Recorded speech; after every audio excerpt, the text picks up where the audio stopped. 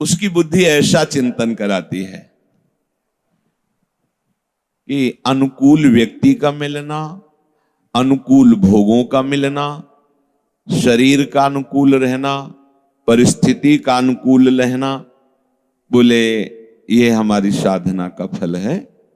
देखो, जब से हमने भक्ति शुरू किया तब से हमें सब मिल गया और बड़ी भगवान की कृपा है। ये युक्त बुद्धि नहीं है, ये अयुक्त बुद्धि है। ये बड़ी भारी भूल है। देखो, अपने लोग केवल पांच भौतिक देह और माया रचित दृश्यों को सत्य मानने वाले कैसे इसकी सूक्ष्मता को समझेंगे।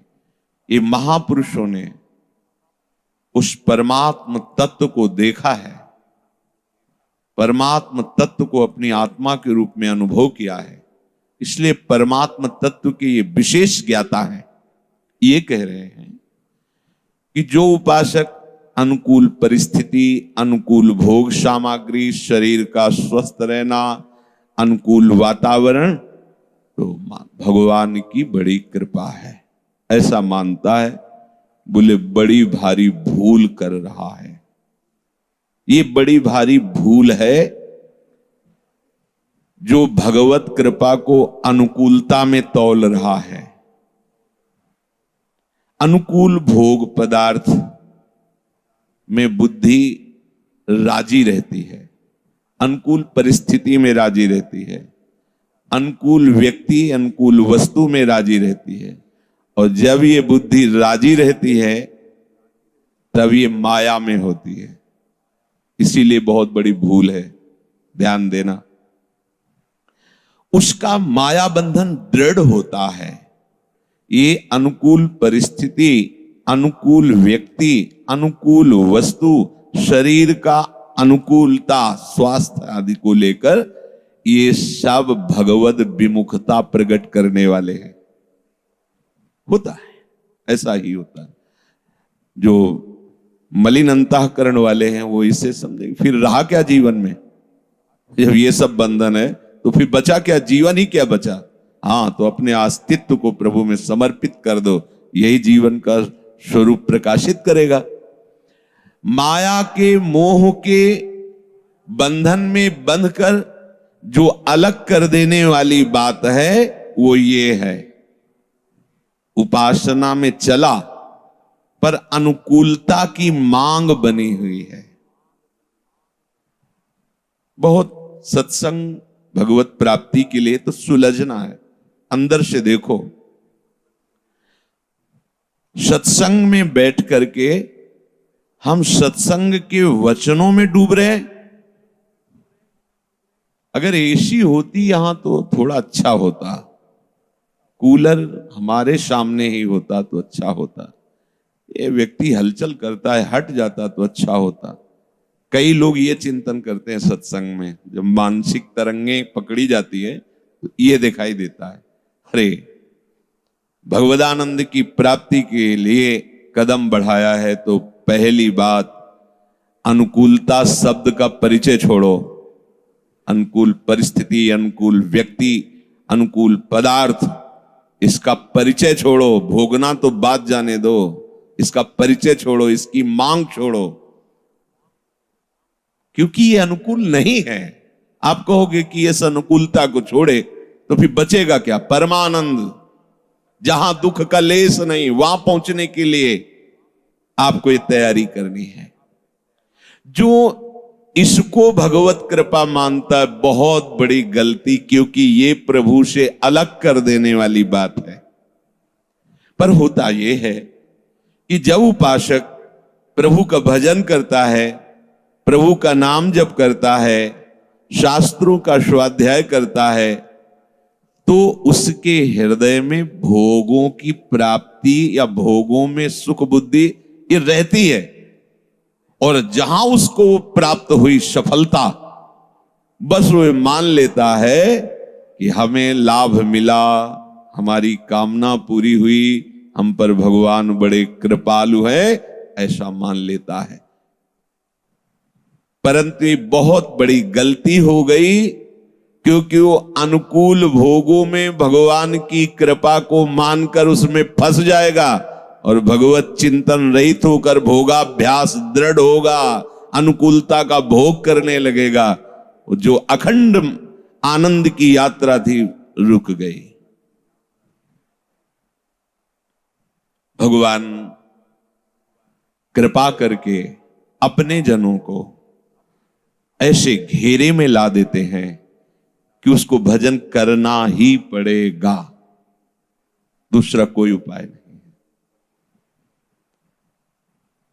ऐसे उपासकों को प्रभु जब घेरते हैं इस रूप में तो आरोप करने लगता है कि गुरुदेव बड़े निर्दयी हैं और भगवान बड़े निर्दयी हैं। देखो ना, उनके लिए हमने ये किया और वो हमारे लिए क्या कर रहे हैं। उपासक को भ्रम हो जाता है कि गुरु भगवान बड़े निर्दयी हैं। दो नहीं है इसलिए एक करके बोलते हैं। भगवान आपके हृदय में उपदेश करते हैं कि आप गलत करने जा रहे हैं तो आप सुनते भी नहीं हैं। वही जब गुरु रूप में आप पर शासन करते हैं तो जो सौभाग्यशाली होता है उसी को गुरु का शासन स्वीकृत होता है, नहीं तो अस्वीकार कर देता है, अपने को निर्दोष साबित करता है। गुरुदेव के सामने कितनी मूढ़ता है। अरे जो दोष रहित करने के लिए तुम्हारे को मिले हैं उनके सामने तुम अहम का पोषण करते हुए अपने को निर्दोष कह रहे हो, बहुत बड़ी गलती है। अरे जो निर्दोष हैं वो उनके चरणों में बैठ के कहते हैं मैं तो सब दोषों से युक्त हूं, भगवान अगर आश्रय है तो आपका है, अगर कुछ है तो आपके चरणों का है। हे हरि, मैं तो क्वाहम तुच्छा परम अधमा प्राण्यो गर्ह कर्मा। गर्ह कर्म मतलब अपराध, बड़े बड़े अपराध करने वाली वृत्ति मेरी है। जो निर्दोष है, अपने लोग निर्दोष होने के मार्ग में आए तो हम सफाई पेश करते हैं कि हम निर्दोष हैं, भूल मत करना। अब ऐसे जो अनुकूलता को भगवत कृपा मानते हैं, प्रभु देखे कि अनुकूलता में फंस गया, भजन छोड़ दिया, घंटों विस्मृत है, तो प्रभु ने अब कृपा करके उसको प्रतिकूलता के घेरे में लाया, ऐसे बांध दिया कि अब तो बोलना ही पड़ेगा हरि शरणम, दूसरा कोई मार्ग नहीं। तो उसको इतना क्षोभ होता है कि वो भगवान की प्रति नास्तिक बुद्धि कर लेता है, जो अनुकूलता का भोग करता है, और वो एक कहता है कि भगवान के भी दरबार में न्याय ठीक नहीं होता। सब अनुकूलता समेट लेंगे, वो उन्हीं की दी हुई है। सब, ये गया वो गया, ये हटा वो विपरीति, वो सब सब, अब तो केवल एक ही मार्ग रह गया, हरि शरणम। तो वो उत्साहित होकर चलता नहीं, क्योंकि उसने अनुकूलता का भोग किया है, तो वो भगवान को निर्दयी साबित करता है, भगवान को अन्यायी कहने लगता है कि इनके भी दरबार में न्याय नहीं, मैंने क्या बिगाड़ा इनका। इतना क्षोभ हो जाता है कि वो उन्हीं हरि गुरु की निंदा करने लगता है, पार्टी बना लेता है। और ये गुरुजन जो बैठे हुए सब कोरी कल्पना है, ढोंग है, कुछ नहीं, मैंने रहा हूं उनके पास, मैं उनके पास रहा हूं, कुछ नहीं है। तो तुम रहे कहां हो? रहे तो तुम अनुकूलता में हो, तुम गुरु कृपा में कब रहे हो?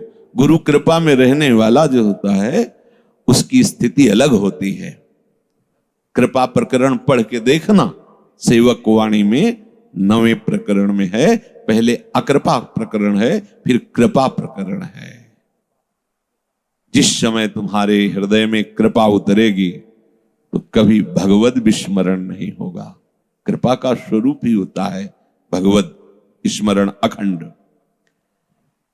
अब वो लोगों से कहने लगता है कि इतनी सेवा की, इतना भजन किया, अरे हमने तो अपना जीवन दे दिया, भगवान ने क्या किया, संत ने क्या किया? यूं कह करके वो भगवत कृपा का अपमान करता है और अस्वीकार कर देता है अपने जीवन की मंगल यात्रा को।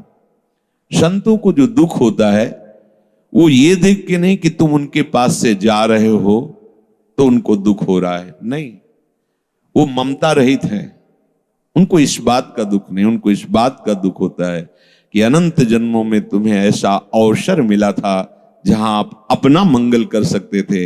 अब अहंकार और मन बुद्धि की प्रेरणा में आकर तुम अपने सर्वनाश की यात्रा कर रहे हो, तो उनको दुख होता है। जैसे कोई जबरदस्ती नेत्रहीन अंधे कुएं में गिरने के लिए जा रहा हो तो नेत्र वाला पश्चाताप करता है कि मैं इसे क्यों नहीं रोक पाया, उसको तो दिखाई नहीं दे रहा था पर मेरे को तो दिखाई दे रहा था, मैं क्यों नहीं रोक पाया। वो इस बात में दुखी होता है, कैसे इसका मंगल नहीं कर पाया।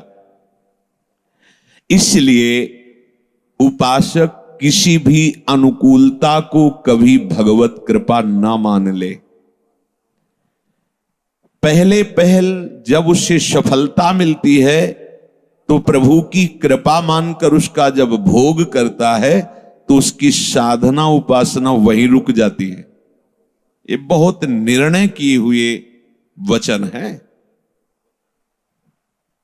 जैसे आपको भक्ति में आनंद प्रारंभ हुआ, उस आनंद का भोग नहीं करना। उस आनंद का भोग करने का मतलब भजन में शिथिलता आ जाना, लोगों से अपने अनुभव की बात कहने लगना, लोगों से अपने साधन का परिचय देने लगना। कहेगा वो जरूर ये बड़ी कृपा है, पर वो छाप अहंकार की लग रही है और वहीं उसका मार्ग रुक जाएगा, वो जान नहीं पाएगा। सत्संग बड़ी सूक्ष्मता से सुनना चाहिए और मनन करना चाहिए।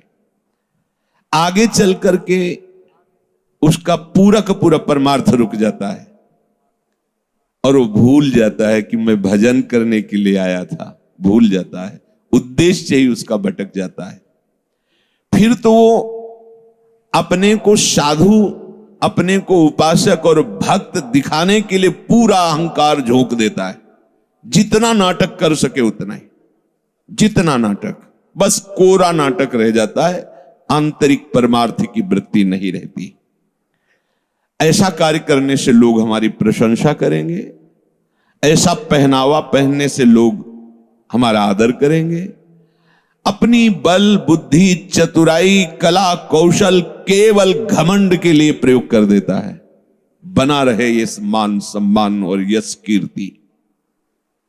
प्रभु को भूल करके अहंकार की पूजा करने लगा और करवाने लगा, बहुत सूक्ष्मता से। सबको बताएगा कि मैंने भगवत प्राप्ति कर ली है, जहां मुझे पहुंचना चाहिए वो पहुंच चुका हूं। क्यों बता रहे हो? जरूरत क्या है? अहंकार का पोषण, नाटक की पुष्टता। मैंने तो विषयों पर विजय प्राप्त कर ली है, मैंने तो अमुक अमुक साधना करके। इस प्रकार सर्वत्र वो अपने जीवन को केवल अहंकार की पूजा में लगा देता है। फिर उस अहंकार का पुजारी अपने को भगवान का प्रचारक मान करके जगत में पुजवाता है अपने को। और अहम की पूजा में जब किंचित व्यवधान उपस्थित होता है तो बौखला उठता है, और जो नहीं करना चाहिए वो भी करने के लिए वो राजी हो जाता है। दलबंदी कर लेगा, राग द्वेष बढ़ेगा, शत्रुता का वायुमंडल बना लेगा और ऐसे प्रवाह में बहने लगेगा कि अब वहां कोई ब्रेक नहीं है, कोई रुकावट नहीं। वो बहता फिसलता नष्ट होता चला जाता है। अक्षरशः सत्य है ऐसा ही। उस पतन के प्रवाह से फिर कोई लौट नहीं पाता है, भगवत कृपा ही लौटाती है। दूसरे की सामर्थ्य नहीं कि कोई लौट पावे। इसीलिए स्मृति भ्रंशः बुद्धिनाशो और बुद्धिनाशात् प्रणश्यति। प्रभु जिस पर कृपा करते हैं तो शुरुआत में ही प्रतिकूलता, परिस्थिति प्रतिकूल, शरीर प्रतिकूल, वायुमंडल प्रतिकूल, कोई भी उसे प्यार से देखने वाला नहीं, बोलने वाला नहीं। जितने प्यार करने वाले थे सब उसकी उपेक्षा करने लगे, सब उसका त्याग करने लगते। ये कृपा पहचानना। प्रभु कृपा करके उसके सब सुख सुविधा का नाश कर देते हैं। अंदर से भयंकर दुखी होता है। डॉक्टर देख रहे हैं जैसे कोई कोई इंजेक्शन होता है, बहुत लगता है, वो जाता है जिस नस नाड़ी में, वो इन्फेक्शन नष्ट करने का होता है, पूरी नस। तो ऐसे इंजेक्शनों में डॉक्टर उपस्थित रहता है, क्या हो रहा है देखता है। ऐसे हाई इंजेक्शन भगवान लगाते हैं, भारी प्रतिकूलता, और फिर देखते रहते हैं कि कितनी सीमा तक दुख चढ़ रहा है इसके।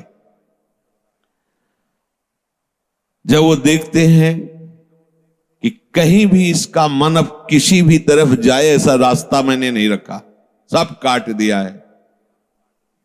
अगर कहीं देखा कि अभी अमुक है, तो वहां पहुंचवाया और उनको प्रेरित करके उसका अपमान करवाया, कटुवचन बुलवाए, लांछन दिलवा दिया। अब वहां से भी हटा। जब देख लिया कहीं कोई भी इसका सहयोगी नहीं है, अब भगवान अपने मार्ग को प्रकाशित किए, देखो ये मेरा मार्ग है। जो ही वो भगवत मार्ग में कदम रखा तो जो दुख की प्रतिकूलता की ताप उसे जला रही थी, एकदम शीतल हो गई। तब कहता, हो कृपालु, आप कृपा ना करते मैं तो जान ही नहीं पाता प्रभु। बलिहारी बलिहारी, आपने प्रतिकूलता दे करके, रोग दे करके, अपमान करवा करके, दुख दे करके मुझे महासुख की स्थान पर खड़ा कर दिया। जब तक कोई सफलता को, अनुकूलता को भगवत कृपा मानता है तो अपने अभिमान का पोषण करता है, उसका अभिमान बढ़ता है।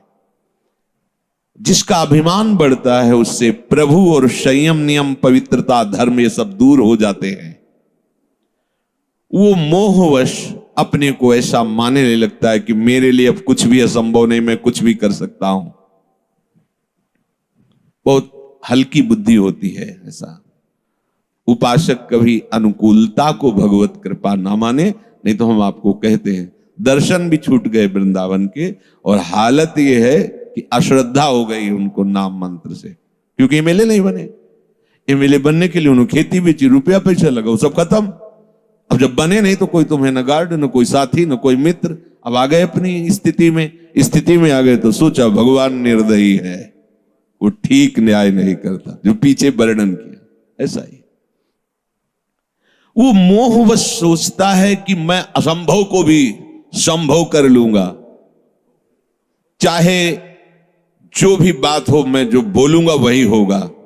आगे वर्णन करें, अब जगत में जितनी भी शक्ति है वो मेरे अधीन होगी। मैं किसी को भी नीचा दिखा सकता हूं, किसी को ऊंचा उठा सकता हूं। वो बकने लगता है। प्रभु की अकृपा होने पर ऐसी स्थिति आती है। इसलिए कभी किसी के मन में ऐसी धारणा नहीं आनी चाहिए। भक्तों का स्वभाव बड़ा पवित्र होता है। ये बोले कि ब्याहुला हो रहा है, पानी तो गिर ही नहीं सकता, आप चिंता मत, कोई नहीं, गिरो, आराम से गिरो। हम 4 लाइन ब्याहुला करके बंद कर देते हैं, दोनों दुल्हा दुल्हन को लेके अंदर विराजमान हो जाते हैं। क्या जाता है, आप खेलो जैसे आपको खेलना हो। भजन का प्रयोग प्रकृति को रोकने में थोड़ी है, भजन का प्रयोग प्रेम रस में डूबने के लिए है, प्रियालाल के रिझाने के लिए है। सारे जगत के अपनत्व, बंधुत्व, ममता, इसका विनाश करते हैं भगवान अपने कृपा पात्र के जीवन में। शब्द याद रखो, अपनत्व, बंधुत्व, ममता। कुछ उपासक भूल कर बैठते हैं, ये धर्म की बहन है तो अधर्म की क्या के जो घर में छोड़ के आए हो। ये धर्म की माता बनाई तो अधर्म की माता थी क्या? एक ही धर्म की माता होती है क्या? पूरे विश्व की जितनी भी नारियां हैं सब धर्म से हमारी मां है। जननी सम जाने पर। ये मोह बहुत विचित्र चाल चलता है। अपने शरीर संबंधियों का तो जिस मार्ग में तुमने त्याग किया, फिर नए आके यहां बना रहे हो। ये हमारे धर्म से बहन, ये धर्म से काकी, ये धर्म से मामी। धर्म और अधर्म दोनों हमारा, न किसी से अपनापन और न किसी से परायापन। जब अपनापन ही नहीं तो परायापन किससे हो सकता है? अपनापन का ही जो साइड इफेक्ट है वो परायापन है। अपनापन तो केवल प्रियालाल से है। तो सारे जगत में हमारे प्रियालाल ही अपने हैं, वही है, दूसरा नहीं। ये बिल्कुल सहज में आप समझ लीजिए। जब आपके ऊपर भगवत कृपा उदित होगी तो जगत के जितने अपनत्व हैं, बंधुत्व हैं, जहां जहां ममता है, उसका नाश कर देंगे। नाश दो प्रकार से होता है, सामने से उसे हटा देना या विवेक से, बुद्धि से हटा देना, अंदर से उसका कनेक्शन हटा देना या बाहर से उस सत्ता ही न रहने देना, हटा देना। वो सर्व समर्थ है। प्रभु की कृपा ऐसी स्थिति उत्पन्न करती है जिससे कोई भी उससे ममता नहीं करता। उसके मन में प्रश्न आता है कि इतना मैं बुरा हूं कि संसार में कोई मुझे प्यार नहीं करता।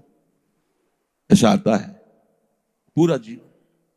कोई, अब कुत्ते को तो प्यार मिलता है, पशुओं को भी प्यार मिलता है, कभी कभी अपने पशुओं को भी ऐसे हाथ फेरा दिया जाता है।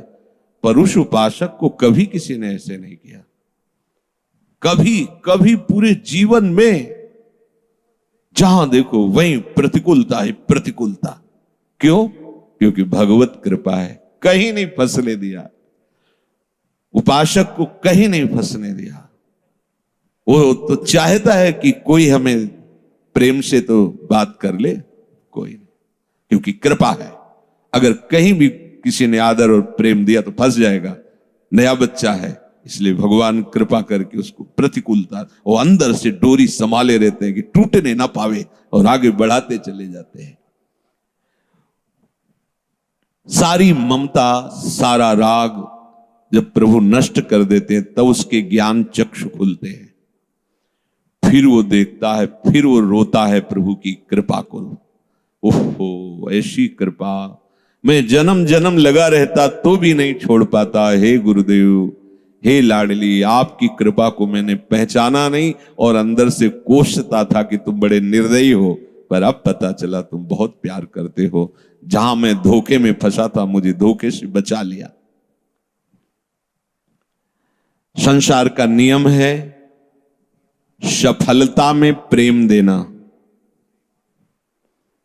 आपके पास कुछ है तो मित्र बनने लगेंगे, आदर मिलने लगेगा, निमंत्रण कार्ड आने लगेगा और चद्दर भी उड़ाई जाएगी। और जब आपको रोटी भी मांगने से बड़ी मुश्किल से मिलती है तो उसी सभा में सबको चद्दर उड़ा दिया गया, क्यों? उसको नहीं। सबको लिफाफा दिया गया, उसको नहीं। मलिन वेश है, भिक्षा झोली है, कमंडल है, कोई औकात नहीं, कोई समाज में प्रतिष्ठा नहीं, क्यों? मांगता खाता है। तो चद्दर तो उनको उड़ाया जाता है जो सम्माननीय जन होते हैं। आसपास से मन कहता है कि आवश्यकता तो नहीं, पर ऐसा भेद क्यों? तो प्रश्न होता है, तुम्हें जरूरत है सम्मान की? एकदम बिल्कुल प्रभु हर जगह, कोई फुंसी भी नहीं रखते। इतने बड़े डॉक्टर है, कोई फुंसी नहीं रखते, ऐसे काट काट के एकदम निर्मल। अब उसको हृदय में ढूंढने पर भी पता नहीं चलता कि दुख किसे कहते हैं। समझ पाए? यह है कृपा। निकालते निकालते ऐसे निकाल के लाए और सुख में खड़ा कर दिया कि वो ढूंढता है कि दुख किसे कहते हैं। अब उसके